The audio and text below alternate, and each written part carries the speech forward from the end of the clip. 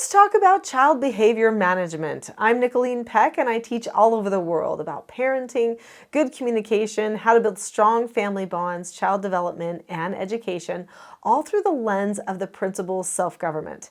And in this video, we're talking about child behavior management. In this video, we're going to talk about how to manage difficult child behavior, and we're going to do so with a little different approach so that you can be the leader, you can learn the skills that you need for success, and it all comes through that lens of calmness and self-government.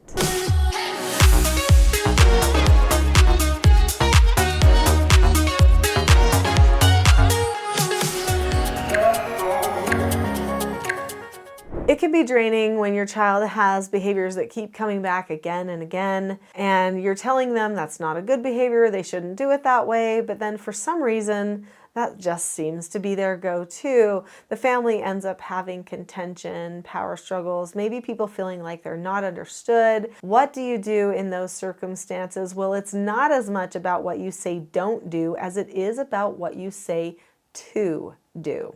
When we're talking about managing child behavior, really the best way to manage it is always on the front end.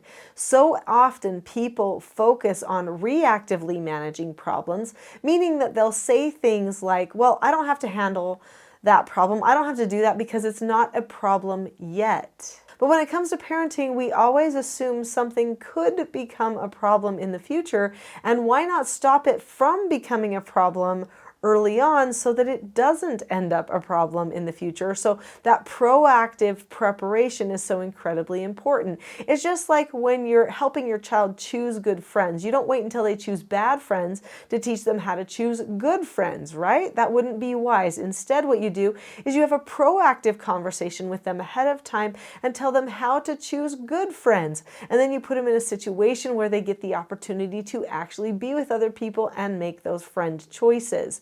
Then you discuss with them afterward how they did and see if they are the type of friends that they would want to be like, so that they're the type of friends that are actually considered good friends. We do the same thing with behavior if we're wise. This prepares our child for success. It decreases their anxiety because it increases predictability in our teaching, and the problems are solved much quicker. So let's talk about how to manage bad behavior. Obviously, there are a variety of bad behaviors. We could spend our time talking about all the different bad behaviors, but contrary to popular opinion, you don't have to talk about each behavior differently, not when you have the skills that you need to handle all the behaviors, no matter what they are. I know that sounds too simple. In fact, years ago, I probably wouldn't have believed that it was possible.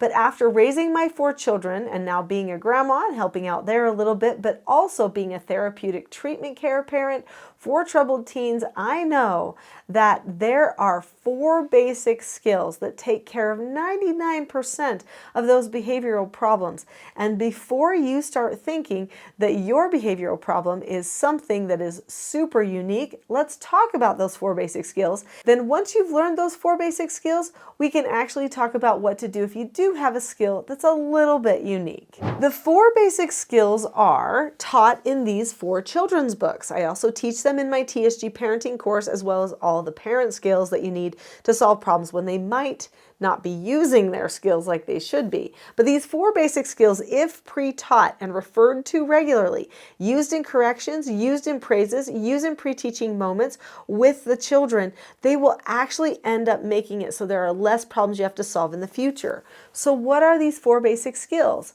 They are following instructions, accepting no answers and criticism, accepting consequences, and disagreeing appropriately.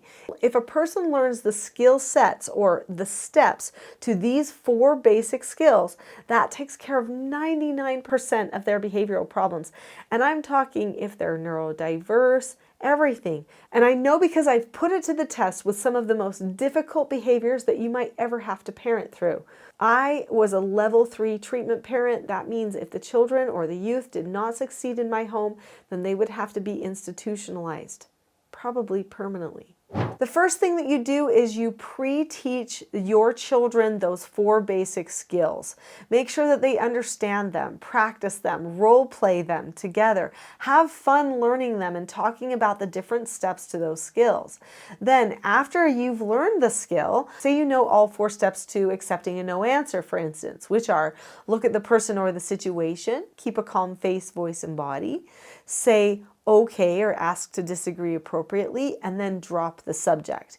If you already know and have practiced those 4 steps to accepting no answers or criticism, then in the moment when a boundary line shouldn't have been crossed, or someone gets a no answer or a disappointment, which is essentially a no answer, and they don't handle it well, they go out of control, now you know what to correct.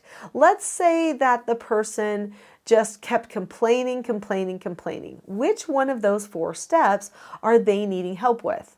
Well, probably the step that is dropping the subject. They're not dropping the subject if they keep talking about it and complaining. What if they chose to roll their eyes but then not talk about it anymore? Well, rolling their eyes is not having a calm face. Remember, step number 2 is to have a calm face, voice, and body. So that would mean that you would talk with them about their facial expressions, what it communicates, and what they should do instead. Now, this brings me to a correction. In my TSG parenting course, I teach the 5 parenting skills, or teaching styles is what I call them, that parents need in order to correct any problems that occur. These teaching styles are pre-taught to the children. No surprises. They know their consequences. They know the words that the parents will use in a teaching. They know their responsibility in accepting consequences and absorbing and taking that teaching.